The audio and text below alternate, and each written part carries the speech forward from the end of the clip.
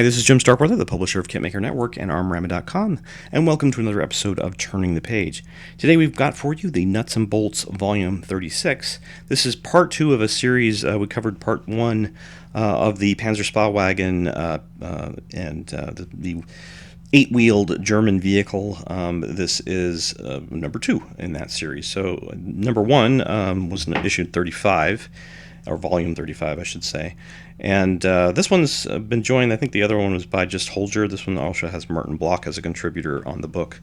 If you're not familiar with the Nuts and Bolts series, they're very, very detailed reference and modeling books. They do have a little bit of modeling stuff spread at the back usually. Like this one has some photos of various projects. I'm not sure who these builders are, but you can see just kind of skipping to the back. That's what you get. And then in the majority of the book is going to just deal with information, photos, or pure referencey kind of stuff. The book is split in English and German, so you get German on this side, English on this side. Not sure I like this choice of yellow, but I think they go with a kind of a color theme thing. Is they've used yellow for these highlighted bits, header bits, and they kind of are hard to read, at least with my eyes right now. But yeah, that's the only thing I'd say right off the bat. And think twice about using yellow as a color for text. And you can see they have quite a bit of data here in some various tables. Like this is, again, I think divided into different vehicles. This is the Bussing-Nog GS, various chassis numbers. So they're actually showing different variants. Like this was production period 1936 to 41, and this was 1941 to 43. And then they have some of this stuff in like water, and then Wasser cooling. That's interesting. This I always thought water is Wasser in German, but instead of just saying water in German, they say Wasser Umlauf, which might mean like water cooled, I guess. Just they added it, but anyway, so a little bit of minor language trivia there. So you can see again lots of text, information like vehicles in various breakdowns in companies and so forth. What kind of vehicles were typical for a company division kind of thing to have, and then it's going to get into more, still a lot of text, a lot of reading here. There's plenty of textual facts and figures of bibliography here. Then it gets into like photos like these, which are just reference photos, but a lot of, again, text indicating what's in the photo. Let me just give you an example here, like one of those interior photos, just to see, you can see the level of detail. Like, for instance, this one's pointing at this photo. It says the upper side stowage compartment in the forward left mudguard opened. 4 drums with counterweight cable, 3 ropes, and a bag with 4 tent pegs, and further accessories were stored there.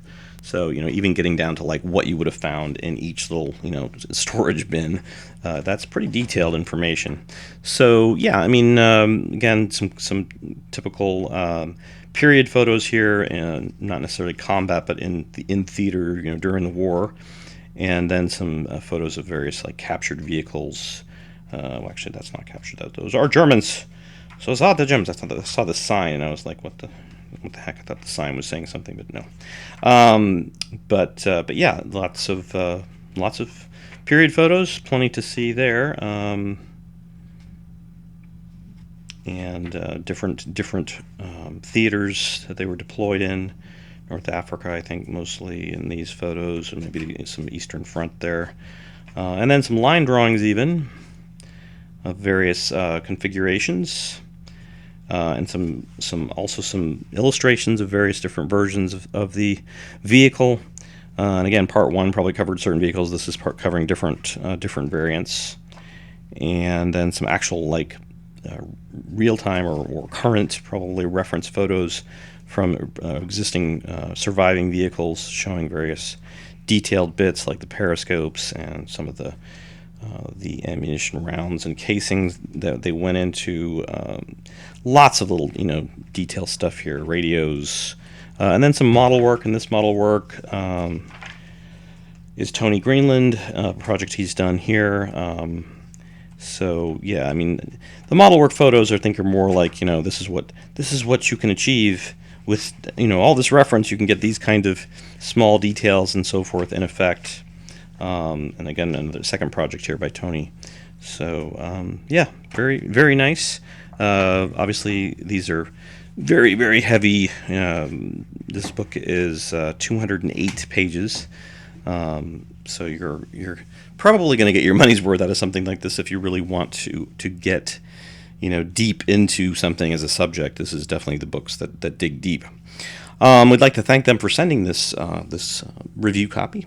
And if you have any comments, questions, suggestions, whatever, you can post them in our comments area below. Please give us a thumbs up or a like if you get a chance. And we will see you next time on Turning the Page.